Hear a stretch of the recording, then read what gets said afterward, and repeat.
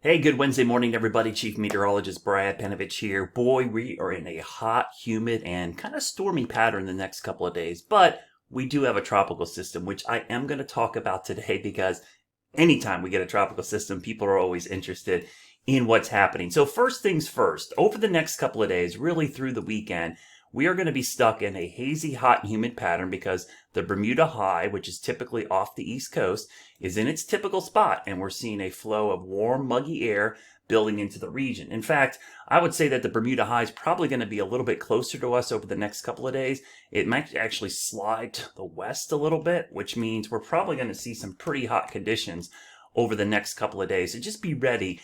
It's going to be hot, super muggy, and every afternoon we're going to have pop-up storms. But Tropical Storm Fred is down here. And in the long range, it's eventually going to move over Hispaniola, Cuba, and then somewhere over the eastern Gulf, panhandle of Florida, western Florida, sometime late this weekend into Monday. So it's still not even Monday before this thing gets anywhere near us. We're still going to be high and dry. So no immediate threat to the Carolinas. But long range, we certainly are going to have some possibilities that this could be a problem. I wanted to show you a close-up view because it's a small system. The circulation is right there, and it's about to cross over Hispaniola, which is probably the most Hispaniola is not hospitable to just about any tropical system. There are 10,000-foot mountains here that are likely going to tear it apart, and the small size does not bode well for this system crossing over the island. So the track taking it over the island, as you see in the spaghetti plots here,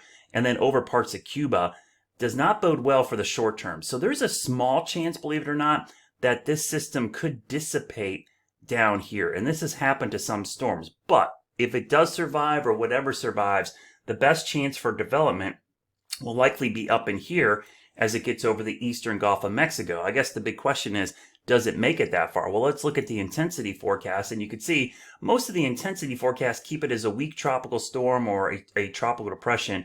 But once it gets into the eastern Gulf, you can see it kind of perking up to a more moderate or strong tropical system. But there are some members that keep it pretty flat. But right now, the official forecast is up there in that tropical storm force strength, basically, as it moves in. I want to show you another view because this is a close-up view. And I'm going to turn off the models here in a second just so it's easier to see. But I want to show you, there's the track. There's a system, and look at the mountains it's got to go over here. I mean, this could be a death nail for this thing. I'm not going to lie. There's a chance this doesn't make it through the weekend. But once it gets up here into the eastern Gulf, all bets are off because I was quickly showing the forecast, the spaghetti plots there. This is the basically ensembles. There's a pretty good chance whatever's left of this thing is going to come up into the Carolinas early next week. So it's not a wind threat. We're not looking to be slammed by a hurricane or a tropical storm. It's really going to be about rainfall early next week. So right now, I would anticipate we're probably going to see a pretty wet pattern developing at some point next week. Let me look at the current model trends.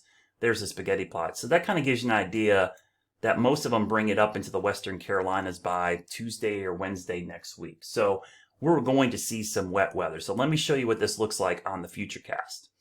All right, so long term, where's this system going? Well, if anything survives the brutal pass through the big mountains of Hispaniola and of eastern Cuba, eventually this thing going into the weekend is going to be somewhere over Florida or the eastern Gulf of Mexico. So let's go into the weekend and we'll stop it right here. So it looks a little deceiving because all the rain is here, but if you actually look, the center is right in here. This will be a very lopsided system with all the rain on the right side.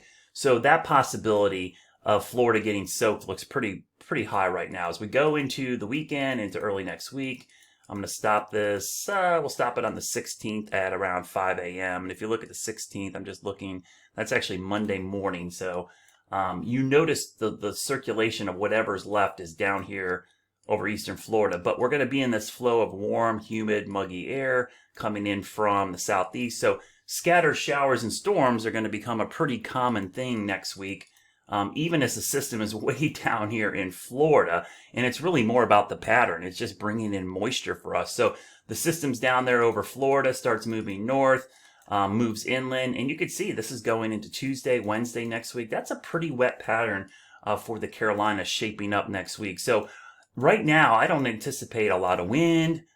Severe weather looks kind of, I don't know, probably not a big deal right now, but flooding could be an issue because we could have a couple days where the system is down to our southwest and we get into this warm, muggy airflow where we see tropical air over us. So if you're looking for an impact long term from Fred, I would say next week is starting to look pretty soggy for most of the Carolinas, probably starting as soon as Monday, but certainly Tuesday, Wednesday, possibly into Thursday. So I guess the good news is we're not worried about a big wind threat with this, but we could get a good soaking out of this. And that's typically what happens with systems that track to the west. But there's a big but and a big caveat in this. That's the possibility if it survives its track across the Big Islands. Over the weekend, this will be key. Today, tomorrow, and really to the start of the weekend, does it make it through the Big Islands of the Central Caribbean? Because as you can see, those are giant mountains that it has to cross over in the next couple of days. Of course, we'll have the updates. We got plenty of time to watch this. Stay cool. Stay safe over the next couple of days because it is going to be super muggy, super hot, and we're going to see pop-up storms over the next few days.